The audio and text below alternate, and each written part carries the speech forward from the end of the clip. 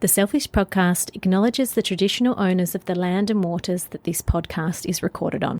Everything that we discuss on the Selfish Podcast with Chloe and Steph is for informational purposes only.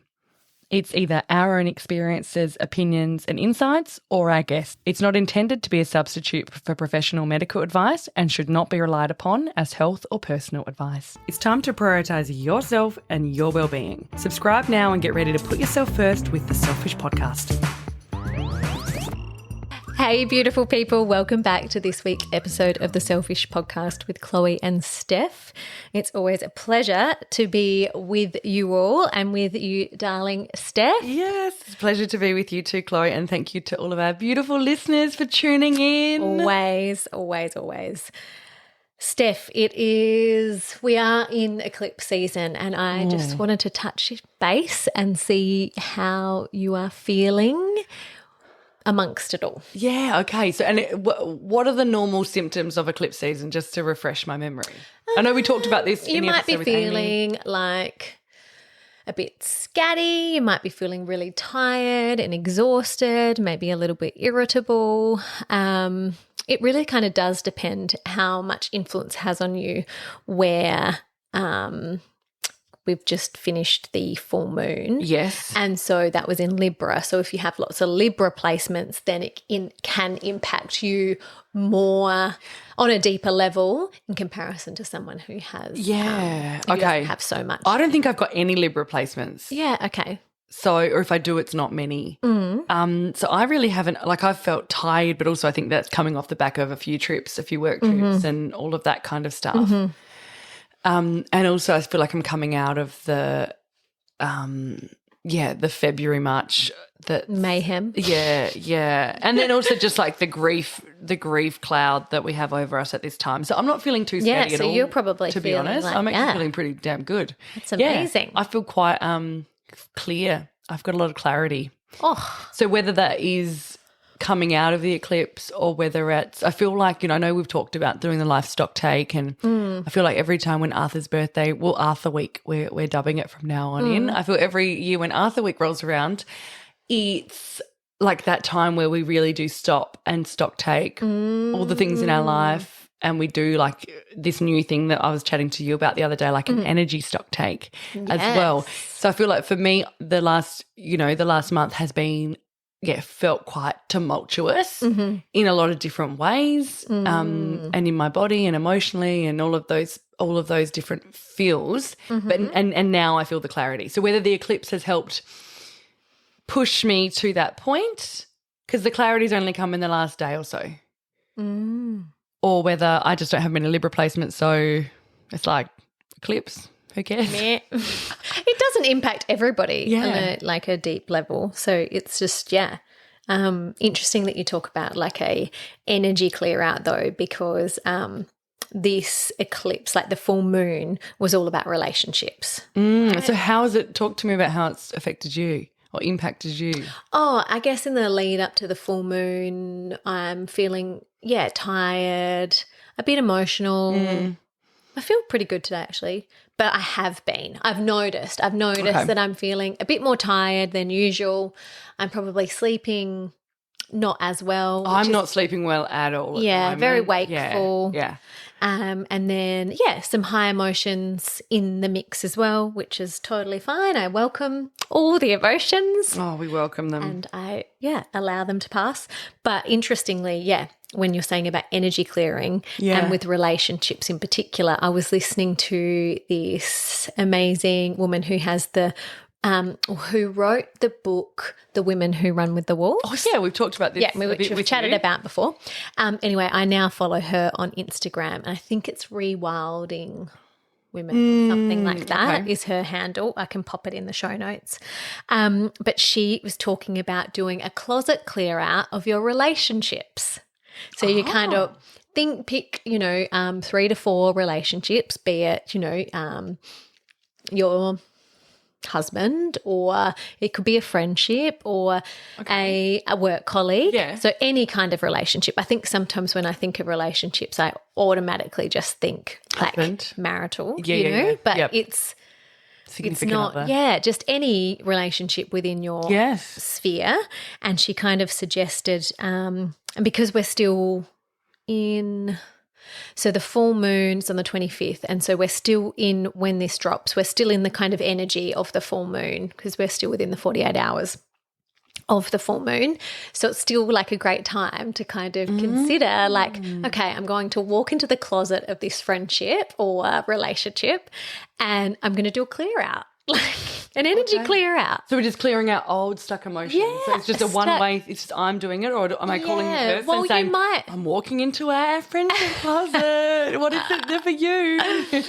Well, yeah, it's it can just be on a personal level. Like if you have noticed that maybe there's some tension or something's feeling a bit icky within a relationship, then you have the choice, right, to be able to make a change in how that relationship moves forward. And yeah, I mean, ultimately a relationship is a two-way street, so it probably would be mostly fair to engage the other person. Yeah. But not always. Like you could yourself just kind of like walk into the closet and go like, how do I want to show up in this relationship, or what do I want to change? What boundary do I want to hold? And yeah, do a little bit of a clear out. I really, really It's cool, that. hey? Really cool. Yeah. So I'll also so she does like a fairly big long spiel about all of this that we'll link, that you can go and have a little listen to how she chats about it, because I'm sure she's much more she gives a better example, I guess. But yeah, I thought it was really cool. Very cool. Would you want me to tell you about the energy audit I'm sort of looking at the moment? Yeah. So I don't know if you noticed anything different about me, but I've got a little bit of a brow situation going on at the moment. I love the brows. As soon as you walked in, I was like, I love the brows. Yeah, they're quite prominent at the moment.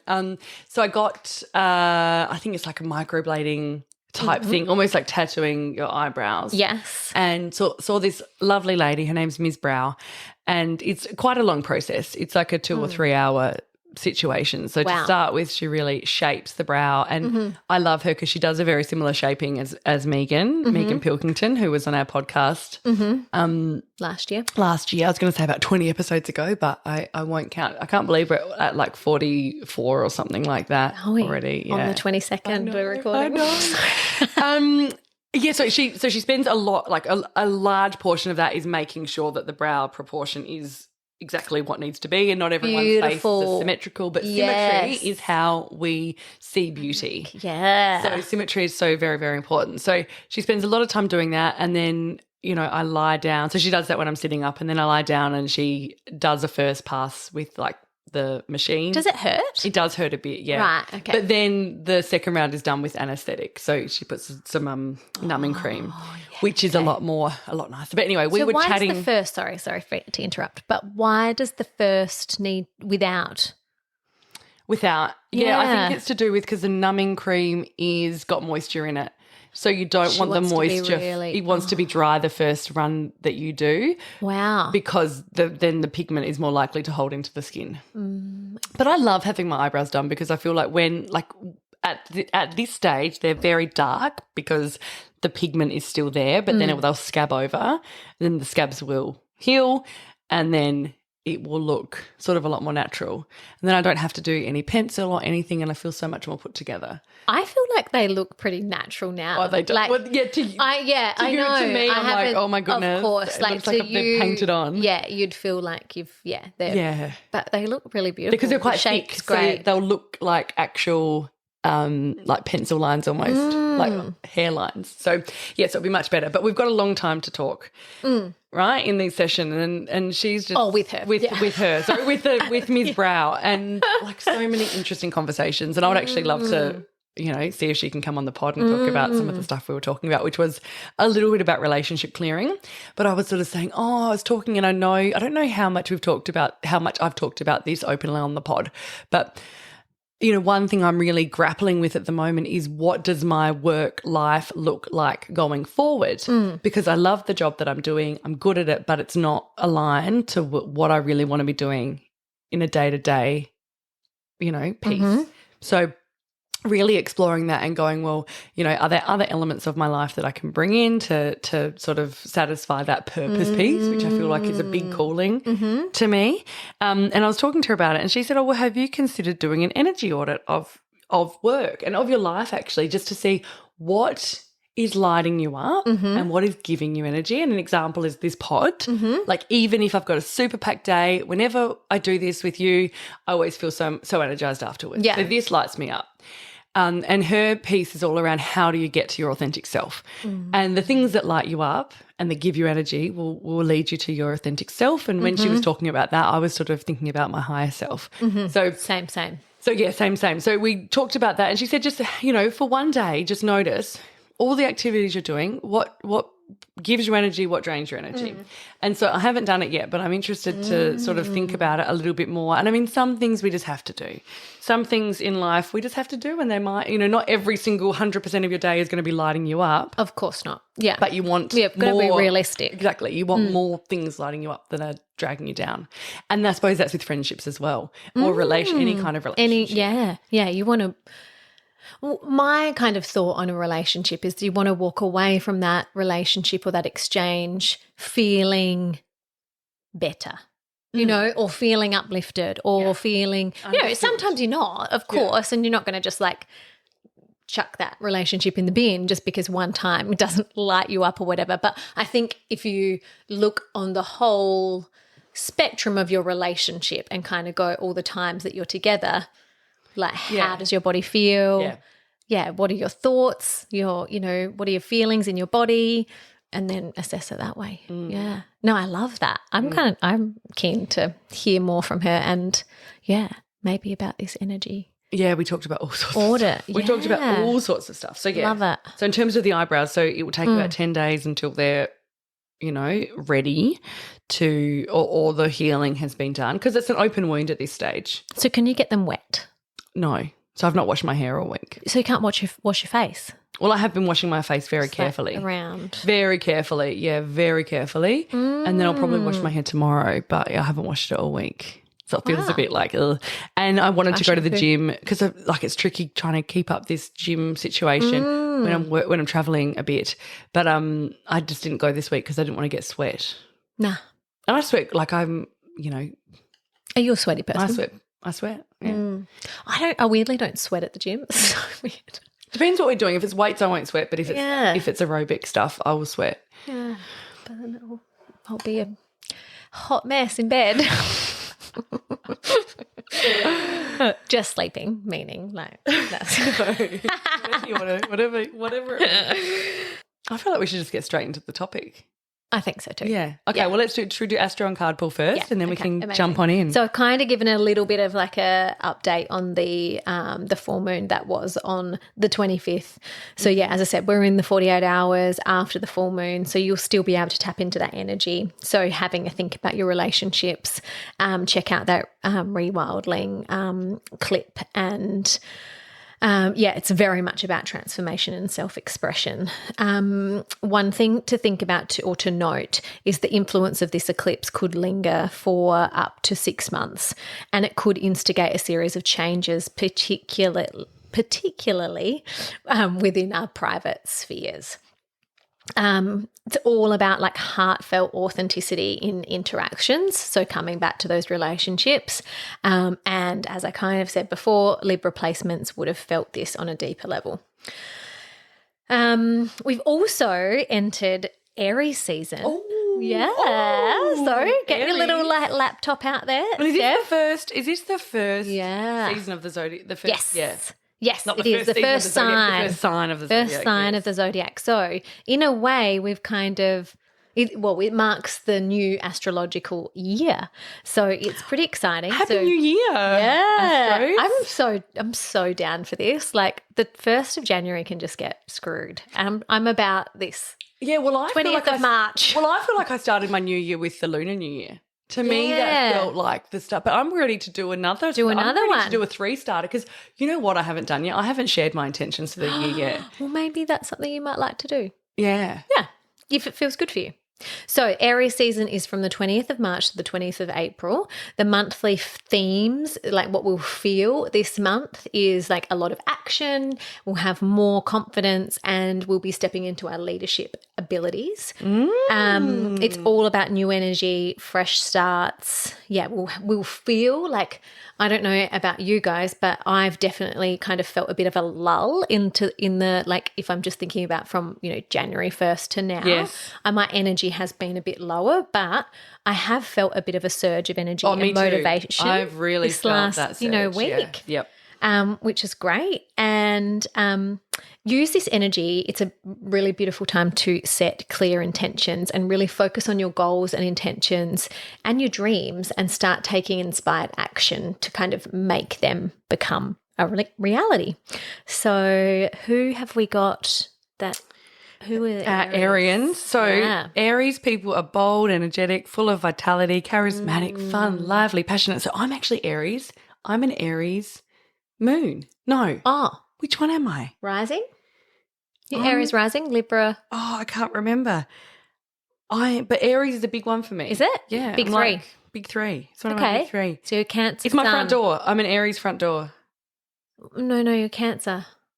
But isn't my son okay, the kitchen? Yeah. Okay, so it's your rising. Yeah, it's my rising. I always think. I was like, yeah, I want to be an Aries. And I'm like, I am. Yeah, you are. Yay. Passionate, full of driven by their hearts. So this is what we see in you. What you see. Yeah. Okay. Yeah. They have it. Totally. They have. Sorry. It's fun.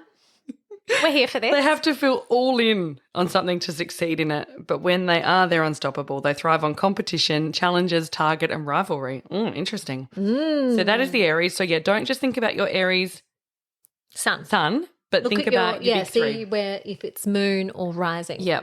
Do you have any Aries in you? You're Gemini, Taurus, and Cancer. But I do. You still have Aries in your chart, right, everyone? Like if we want to go back to Amy's episode, she does a beautiful job of explaining it. But everyone has Aries in their chart. It just depends what house it's in and, how its influence, I guess. Yes. But I actually am quite prominent. I think I've got Aries in my North Node. So North Node is all about where we're moving to in this life. Brilliant. South Node is where we've come from. Yes. For past lives. So, I've actually got Aries. Got your Aries. Too. Yeah, lovely. Yeah. So we've got Lady Gaga, we've got Elton John, we've got Reese Witherspoon, Robert Downey Jr., we've got a bit of Shaka Khan, Fergie. Yeah. So all sorts of it. Quite different though. Like when you're looking at it, sometimes you've got like Celine Dion. Musicians, like musos. We had lots of in Pisces, I think. Yeah. Creative. Well, welcome to your sign. Yay. All of our we love Aries the rams. babies. Yeah. So what's the sign? It's a ram. It's a ram. Okay. Yeah. All right, we have got the Sacred Feminine Oracle for this week, and I think I've just done a little shuffle. Okay. Maybe you can have a little. Okay, I'll have a little feel. Okay, I'm just going to close my eyes. Oh, you're closing. Right. Okay. Some collective card pull for everyone. Okay, yes. We have got number 25. It is a blue card and there's a turtle on it with an eye in the middle of the turtle and it's alchemic. Oh, beautiful. Okay, so the alchemic is the sensual woman and the resources and qualities that she possesses are transformation, transcendence, and magic. So it's inviting you to recognize particular qualities that you possess, develop, or those that strengthen others. If any of these qualities bother or frighten you, try to understand why. If you hold fears or memories or old experiences or beliefs around these qualities, then you're invited to set intentions to work on and release these. Okay. I think sometimes when you've got those fears around, I'm speaking from experience, right? I'm noticing that I can, as a manifester, I'm here to initiate. And I think sometimes a lot of the time now I'm noticing that I initiate others into action. Okay. And I think I've feared that before. Ah, yes. But it's actually like the more that I've leaned into it and allowed that to be the case, it's actually like benefiting me and the other person. Them. Yeah, and the responder. Yeah, interesting. So that's just something that I've personal recognised. reflection. Yeah. Lovely. Lovely. Great. And who have we got today, Chloe? Oh, yes. Oh, we've got you actually, don't we? Oh, do we? So we're actually going to hear about your journey to be. I forgot about that. Yeah. Yeah, we're talking about, we're hearing from you. So amazing. Let's dive. Well, I can't wait to share, everyone. I can't wait to listen to what I said because I can't remember. I can't remember. No, we've got a beautiful chat with Chloe about her professional journey. So enjoy. Enjoy, guys.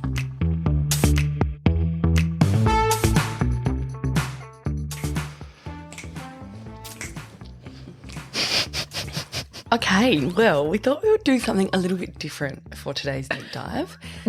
And I would really love to hear more about Chloe. What is your origin story? How did you get to do what you're doing? How did you get to be, where you are?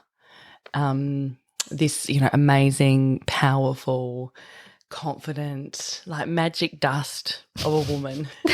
So tell us. Thank you for those beautiful words that you used to describe me. I resonate with them sometimes and then sometimes I do not. And it's been a journey of overcoming many limiting beliefs to accept those words that you just spoke of me. So yes, thank you for those beautiful descriptions of me. Hasn't even touched the surface. That's just the tip of the iceberg, my love. So I guess I'll just give a little bit of a summary. I completed a degree in speech pathology, and how I ended up doing that was because my nana fell ill, actually, and I was in the hospital room with her and a speechy came in to do a swallow assessment. Oh. Yeah, and I, observed this swallow assessment, and the speechy, who I have no idea who it was right now, but or at the time, she just had that beautiful bedside manner, and I'd kind of maybe thought that, I think I was in year 11 or 12 at this time. Yeah. I had really no idea what I wanted to do, but something in the health space. Okay. And so, that kind of prompted me to put speech down, which actually was my second choice. My first was pharmacy. Pharmacy, yeah, okay. Because I loved chemistry in school. Yeah, interesting. Yeah. Chemistry, hey? I was going to say, what's the that table? The periodic table? Is that chemistry? Well done, yeah. Do not ask me anything about it now. Can you give me a few I elements? cannot even. I literally just, this is my mind. I when you lose it if you're not using it, Yeah. You use it. No. What's the saying? Use it or lose it. Use it or lose it. Yeah. So I don't think even ask me any of that. that would be a fun party trick though if you could name all the elements. All of the in order. Periodic table. It would. I feel like you could do something like that. Like not at the Slim moment. Shady. Yeah, well, I know the first one's, is it hydrogen or helium? I know it starts with H. Anyway. Sorry, we digress. Speech was my second choice, and ended up in there. I actually didn't love the degree, if I'm really completely honest. Was that a 3-year? 4-year. 4-year. Yeah, 4-year. Flinders Uni. But, I stuck it out. And I probably, if I'm really honest, I stuck it out because for my parents, there was that kind of feeling that I should complete the degree. Yes. Even though I would have loved to go and do makeup artistry. Oh, really? Yeah, obsessed. So it's really interesting, to think about that time. And anyway, finished the degree, and it was definitely a journey to get into it. I then went out and worked for the education department for a couple of years before meeting a beautiful speech pathologist who had a business working with some private schools in Adelaide. And she took me under her wing, and, our arrangement was that I worked under her for 2 years at each of the sites. And then after that 2 years, the sites became my own to manage. Okay. But during that time, I always, like, it was kind of like I was a contractor. Yep. Or like I had to do all of the invoicing myself, all of the. Yeah, okay. So you were doing it from. I was just doing, I don't even strategy know 3 how execution. I managed it. I don't even know how I learned it. You know, you just learn it as you go. So anyway, if I look back now at what I did during those, 4 years, it kind of ended up being working with this beautiful English speech pathologist. How I did the invoicing and all of that was such a shambles. But you did it. But I did it. Fake it till you make it. Yeah, absolutely. So, yeah, that was, I mean, I'd only been out for a couple of years when I moved into private practice, and I'm sure that I had many people judge me when I made that decision to go into private practice. Why? What do you mean by that? Is there a... I think that... and if I'm honest, I probably judge younger speech pathologists going to do that now too. Why? But why is that? Because you sort of, do you cut your teeth in the public sector? Well, private seen as like a cushier option? Private, maybe there was, I feel like I've changed the trajectory with this, and I'll go into that in a little bit. But back then it was kind of like private maybe wasn't as supportive, and you was kind of in it for the money, and like it wasn't as nurturing, supportive, that clinical kind of mentorship and support as a new graduate speech pathologist. Okay. And I probably have those thoughts too. Now, even just thinking about like if a new grad speechy was going to open a practice, is that ethical? Yeah, or so is that from do they have the right skills and experience? Yeah. So I guess to explain, like I work in the paediatric field, so work with children. The practice that I have now, like raw speech, we're in our 12th year of being open, and it's been a slow kind of burn, I would say, like an evolution to get to this point where we're at.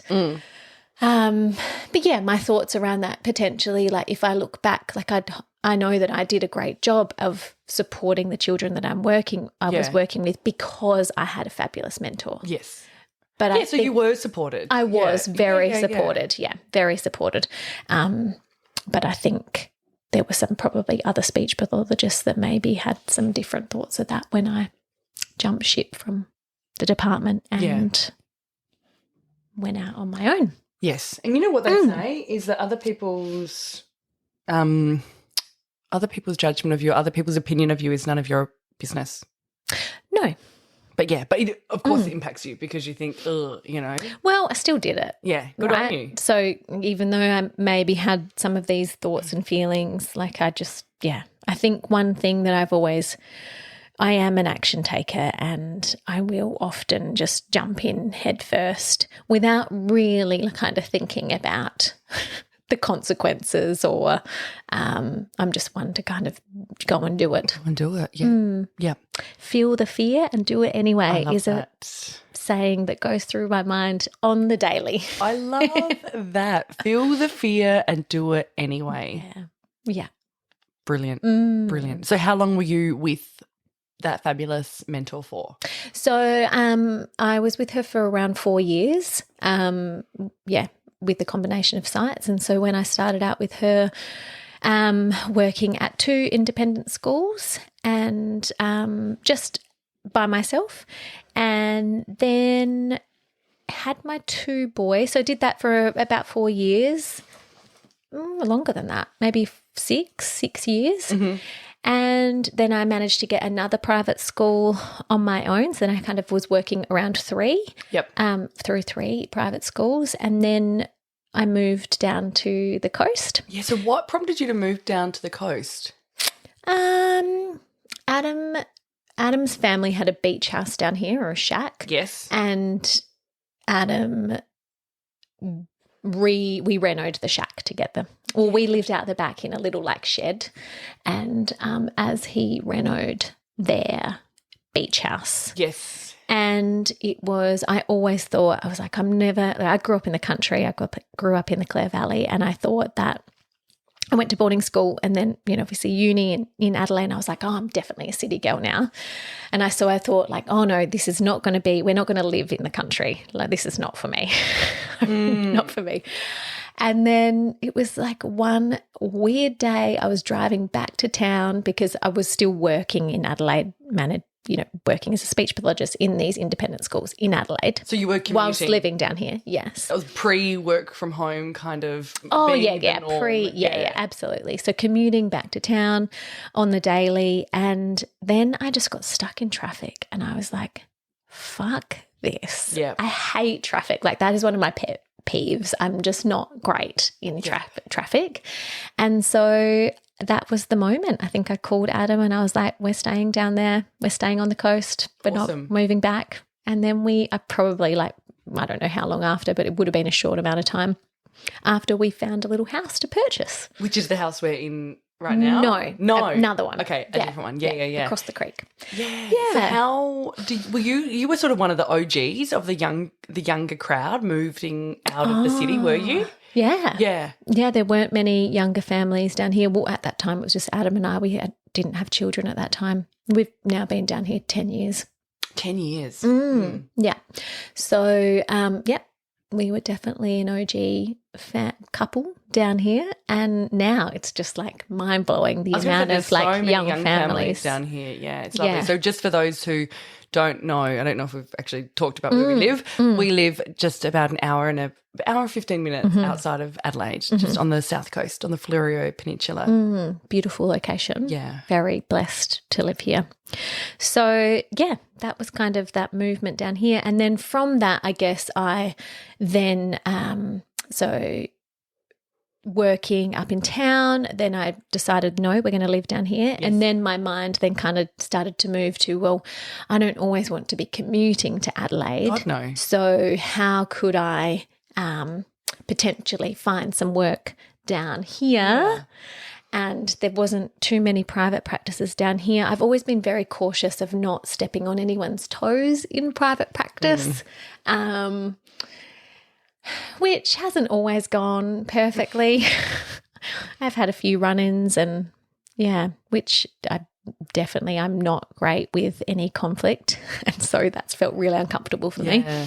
And I've definitely been one just to kind of like be the dog that lays down and rolls over and like, oh, I'm sorry. Yes. But I'm definitely building that up now, and I definitely can stand my ground much more. And when you're dancing the dance and doing the moves, I mean, sometimes a few toes do get trod on. Yeah, Not deliberately. It's just you're doing, you're doing the moves. Yeah, and if someone asks you to come in and do some screenings at a site like that, and the speech pathologist hasn't offered that who's already there, then you're going to say yes, and it's not about exactly.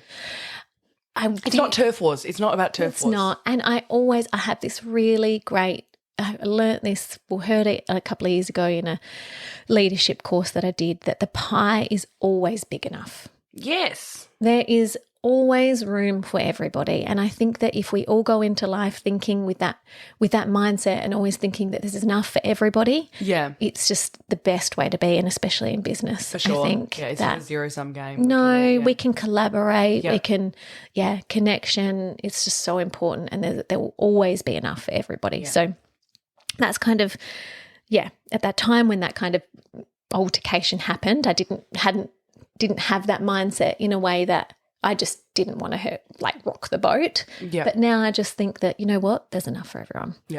So, so then that kind of led me to start seeing some kids down here, and then slowly the team grew, and over the course of the past 4 years, I think we've gone from 2 team members to we're at 11 now. Brilliant. Yeah. So it was a slow burn, and then it was kind of I had Raphael.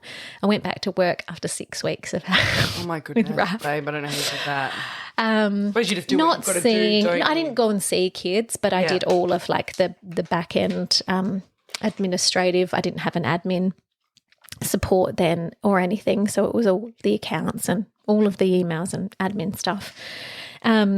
with little Raph in tow, and then did the whole like going back up to town. I remember now like going into one of the beautiful schools, which was just around the corner from my in-laws, and then I'd go home at lunch and I'd feed Raph, and then I'd come back and then I'd see another 4 kids, and I used to see too many children in a day. I used to see like between 8 and 10 kids in a day. I don't even know how I did that now. That's a lot, yeah. And I would never, there's no, my speeches that work for me now, I would never, ever, ever make them do that. So anyway, it's been a wild ride, and one that I wouldn't change. But so now I have a beautiful team of, And are you more off the tools now? So it's more like the leadership and the strategy for raw?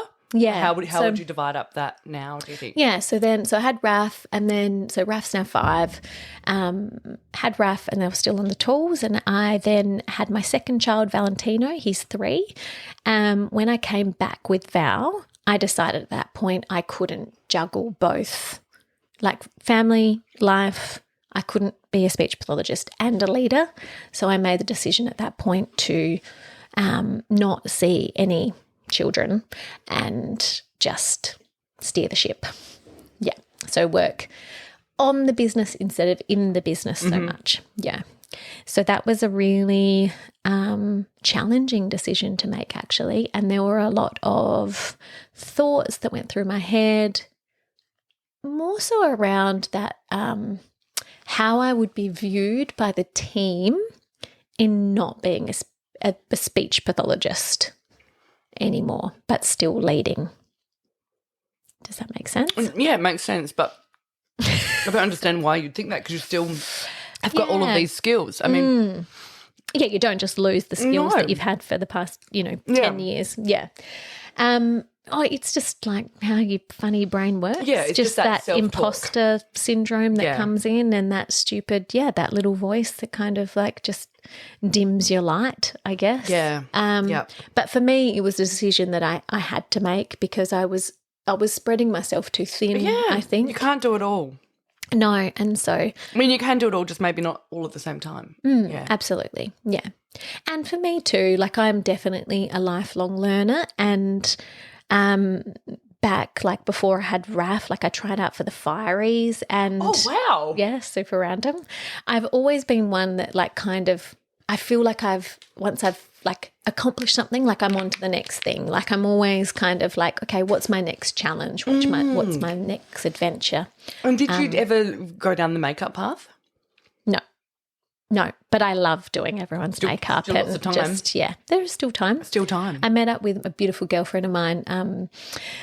Actually had me meet up when I was in France with the head of makeup at Lancôme or something like that. And I went and met her and had a chat with her. And so my life could have been totally different had I stepped down that path of makeup artistry. Yeah. But there's still time. I think it's past now. We'll see. It might tickle your fancy later down the track. Maybe. And what other training have you done, or continuous learning? 'Cause I'm always just so enthralled by, when you let me know what you've been up to, and it's always so interesting. And I just think good on you, because I know I sometimes really struggle to commit to that training or learning, because it just takes too long, and I'm a little impatient. Yes. I think I'm one of those people that definitely take on too much and then kind of get into it and realise like, oh shit, how am I going to fit this in? But anyway, it seems to all work out. So I've completed an astrology and human design course, which I absolutely love, and it's a deep passion of mine. Yeah. And I've started to interweave that into raw and like the way I support the team, and I find, like, as we've talked about human design before, just understanding self on a deeper level, I think that it really can help bolster understanding oneself in a team and how we work in a team. So that's been really dear to me. And then I've just started, last year, neuro-linguistic programming course. So what is that? Is that when you touch people and tell them and make them do it? Nah. It's kind of it's a study. It studies the way our thoughts affect our behaviour, pretty much.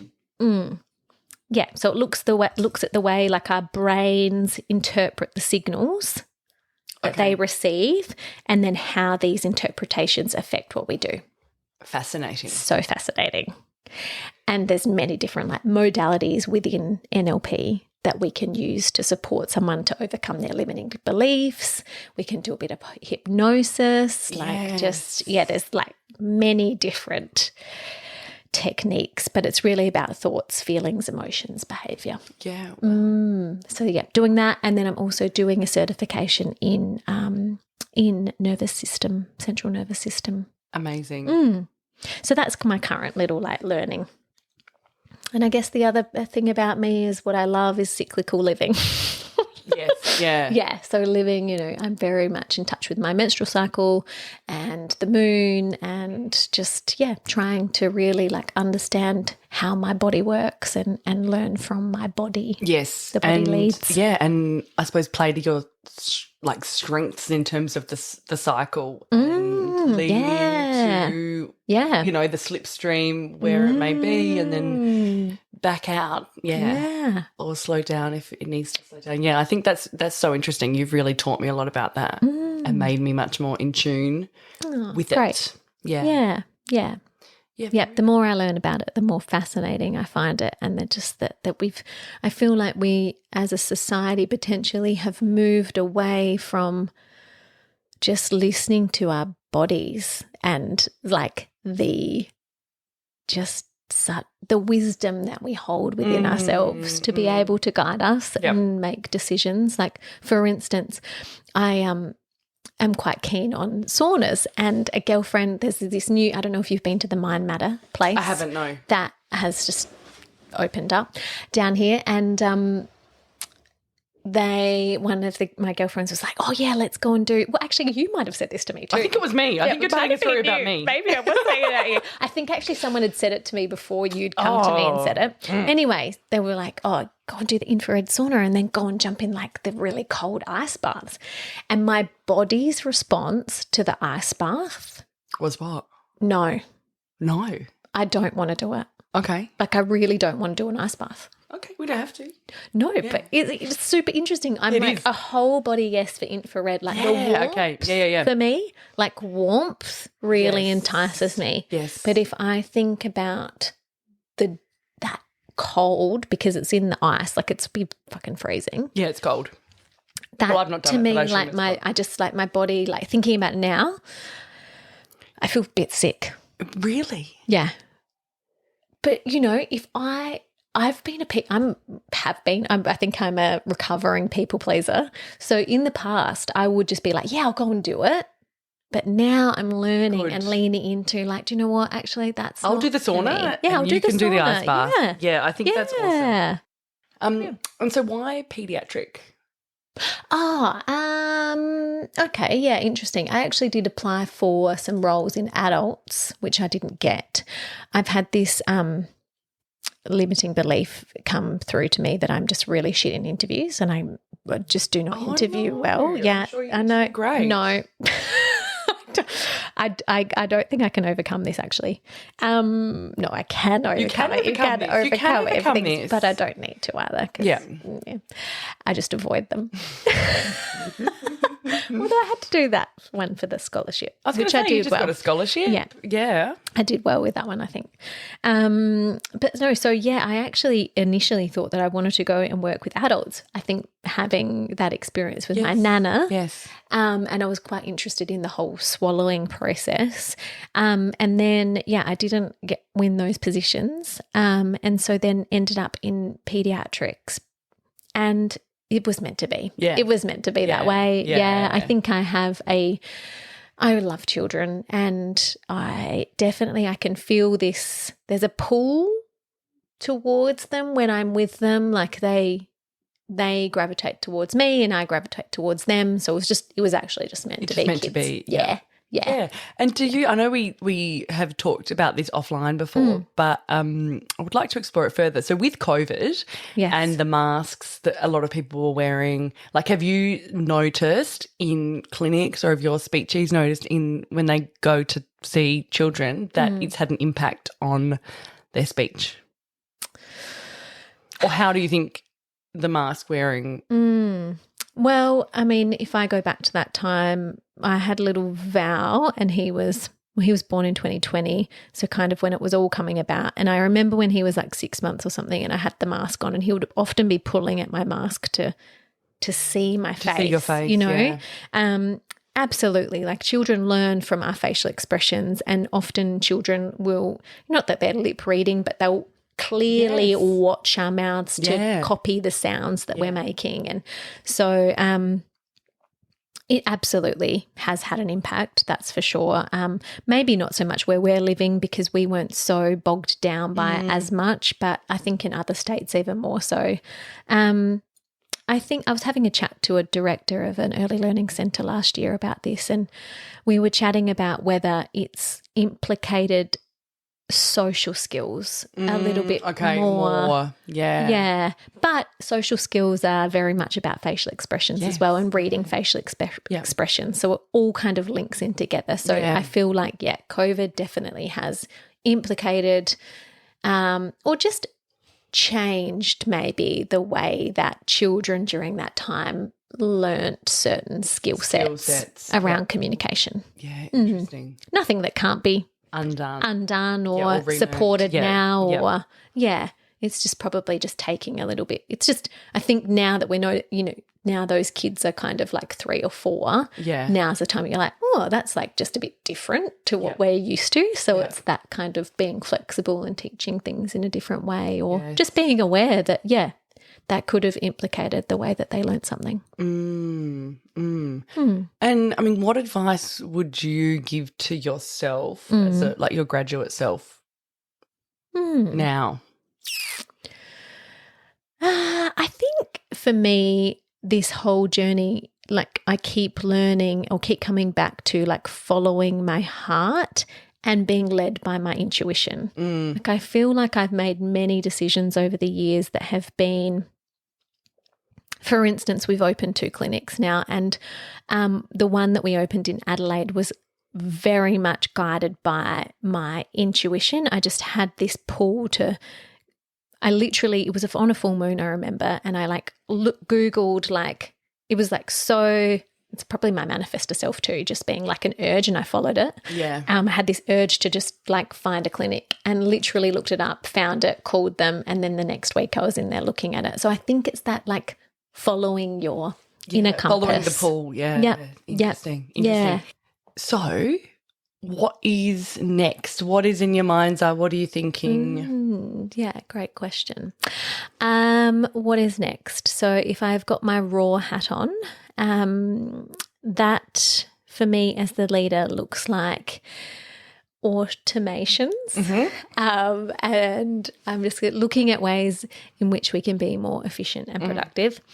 And then I'm also looking at starting to look at other revenue streams for Raw. So currently we just offer, we offer amazing speech pathology services, and we also offer screening for ELCs, which I want to look at and kind of overhaul our process on that, and get it out there a little bit more, like make that a thing that we offer to more sites, and then also shifting into that online space. So we offer professional development for educators, and I want to be able to offer that more broadly, and so kind of get it on the web, get it out there, and maybe even something for parents too.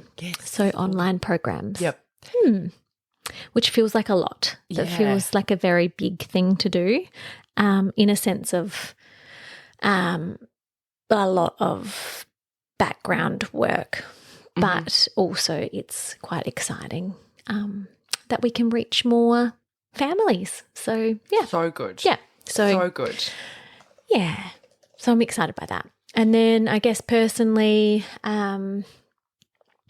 I've also always been so keen on mentoring and coaching. So I'm hoping that I will face my fear around that and start offering my services to other female leaders to support them. I guess I've grown this business to a place now where I can step back a little bit more and replenish and refill my cup in order to kind of do some other things that that I'm passionate about. Yeah. So I'd like to help other leaders get to that place as well. Amazing. And you've got so many skills, not just from your technical skills as a speechy, but then also your leadership skills and your entrepreneurial skills and building a business and growing a business and sustaining a business and continuing it to grow. Plus, you've then got your NLP, you've got your astro, you've got your human design, you've got your nervous system. Like, it's such a holistic and full offering. Yeah. And I need to trust myself more and absolutely you do. My skill set and put myself out there in a broader sense to empower other women, I think. So where can people follow you? So you can follow I've got a private Instagram. What's that? But you've got your coaching Instagram. I do, but I haven't posted on that for months. That's all right. Maybe this follow. is like a little bit. You can follow, and I am. It is in the background. It is. I am cultivating this kind of like program. I guess it's percolating. I think I've used that word a few times lately. I just think of a coffee. I think of like a beautiful coffee percolator, just letting that coffee just, really get into that water. I love that. I love it. So, so Chloe Cox Co is my mentoring page. You can definitely follow me along there. I've got some stuff, but as I say, I haven't really posted in a long time, but maybe this is my little like prompt to put myself out there and face my fear around it and get over myself and just put out what could empower other women to step into their genius zones and do something that get out of the way of yourself. Totally. That is the problem. Yeah. This is the problem that I face. You said I feel the fear and I face do it anyway. Exactly. So good. And just I know we've got it like to big picture what's next, all that kind of stuff. But just to take it back a few steps. So as a mother of an 18-month-old, like I just find the language development at that age is just fascinating. And as you were talking about the education for parents, I think that would be great because it's actually hard to find other than a few Instagram accounts. Yes. Or like a CAFS nurse. So in Australia we have the Child and Family Health Services and they can give you some advice. Like it's hard to find the authority on. Well, you should go to my Raw Speech page. Yes, I will.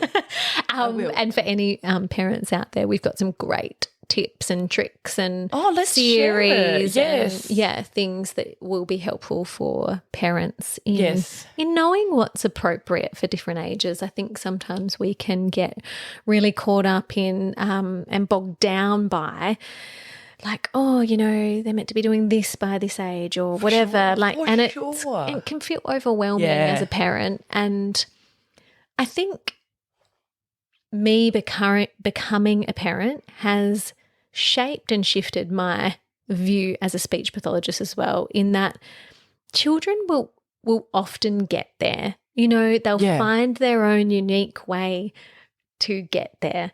And there may be some children that are more challenged with their communication development in many spheres of communication development. I think, though, the challenge that maybe us as a society face is us as adults being more flexible in our approach. I think that, with the increase of autism diagnoses and things like that, like maybe this is the new future. Yep. These kids are powerful little beings that feel so deeply. Yes. I'm this is my own personal opinion, but I think that these little beings that are, we are, we're all on the spectrum somewhere, right? And I feel like these little beings are here to guide us to kind of tap more into our feelings and sensitivities. And I think this is the way in which the future is moving. So let's embrace that and let's be flexible in our approach and thinking. Brilliant. Well, that is a beautiful note to end on. So thank you, Chloe, for sharing some of your origin story. We will uncover different rocks as we go in. Like, now I'm like, I want your love story, origin story. I want all the origin stories. Does everyone want that? No, I don't know. Well, yeah, let us know. And I think, one thing we both want to talk about, we didn't talk about the numbers. The numbers? Of like, what's the revenue? What's the growth percentages? I would love to get into that at like when we talk more about the wealth episodes to go, show me the figures. Tell me the numbers. What do they say? Show me the money. Show me the money. That brings up many different feelings in my body, but I think that I'm ready to embrace it and share it. Yep. Yeah. Well, we will save that. We'll leave you on that cliffhanger until we have that conversation. Amazing. Yeah. Awesome. Thank you for listening. Thank you for sharing. Pleasure. That's great. Thank you all so much for listening. And if you enjoyed the pod, what can people do, Chloe? They can come and follow us on Instagram, and they can like and subscribe on I never let you do this, do I? I always do this. Yeah. So you can follow us on Instagram at the.selfishpodcast. You can also subscribe to us wherever you listen to your podcast. And we've also just created this new thing called the Inner Circle, which means that you can support the podcast if you value this content. You can give back via the Inner Circle, and you can find a link at the very, very bottom of our show notes. Yes. Also in our link tree in Instagram, in our Instagram bio. Thanks, guys. Have a great week. Bye.